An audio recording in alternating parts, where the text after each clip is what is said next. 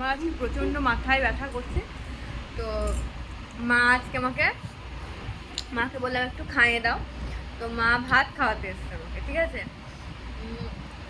তো মা ছোটোবেলাতেও আমাকে এই খেলাটা খেলতো, খুবই খেলতো, খাওয়াতে খাওয়াতে এখনও খেলছে।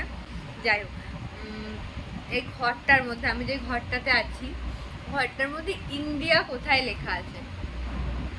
আমি অনেক চেষ্টা করলাম, প্রায় অনেকক্ষণ থেকেই চেষ্টা করছি ভাত করা খেতে খেতে, কিন্তু এখনো দেখতে পেলাম না ইন্ডিয়াটা কোথায়। ক্লু তো দাও। ক্লু দেবো না, ঘরের মধ্যে এমন কিছু জিনিস নেই যেটা ক্লু দেওয়ার মধ্যে, কয়েকটা মাত্র জিনিস আছে, সেখান থেকে তোকে খুঁজে বের করতে হবে ইন্ডিয়াটা কোথায় লেখা আছে। ঘরের মধ্যেই এত কটা জিনিস গাইস, বারবার তাকাচ্ছিস অথচ তুই দেখতে পাচ্ছিস না, অথচ জিনিসটা বড় করে লেখা আছে, একদম ছোট করে কিন্তু লেখা নেই।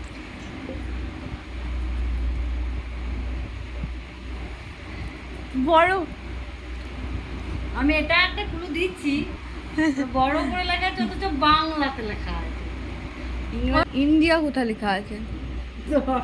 মানে হস্তই মধ্যে নয়ডায় হস্তি অন্তস্থ আকার। হ্যাঁ, হস্তই মধ্যে নয়ডায় অন্তস্থ আকারই লেখা আছে, বাংলাতে বড় বড় করে, টিটু করে লেখা নাই, যেটা তুই চোখে দেখতে পারবি না। কিরকম পড়াশোনা করিস এই ঘরটার মধ্যে? পড়াশোনা করে কি, ইন্ডিয়াটা কোথায় লেখা আছে এই মুহূর্তে খুঁজে পাচ্ছি না। বললাম ভাত কটা খেয়ে নিলে খাম বলে দিয়ে যা বলে।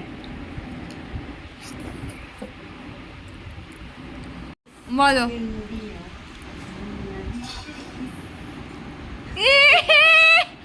আরে কতবার তাকালাম, বললাম তুই বারে তাকাচ্ছিস। তুমি জানো আমি ওপরটা পড়লাম, ওইখানটায় মানিকতলা বলে, ওইখানটা পড়েছি। তারপরে ওইটা যে লেখা আছে টেকটনিক্স ইন্ডিয়া, ওইটা পড়িনি, কিন্তু লাইব্রেরি ওইটুকু পড়ছি, ওইখানটা আমি আর পড়ছি না। সীমা সামনেই আছে। তো মায়ের এটা একটা চাল যে আমার ভাত কটা কীভাবে আমি খেয়ে নেবো, খেতে পারছিলাম না। তো মা হঠাৎ করে এটা বললো, তাহলে তোমাকে ভাত কটা খেতেই হবে, যে কোথায় লেখা আছে আমি খুঁজে পাচ্ছি না।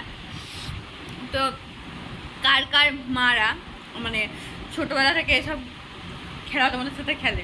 ঠিক আছে, টাটা।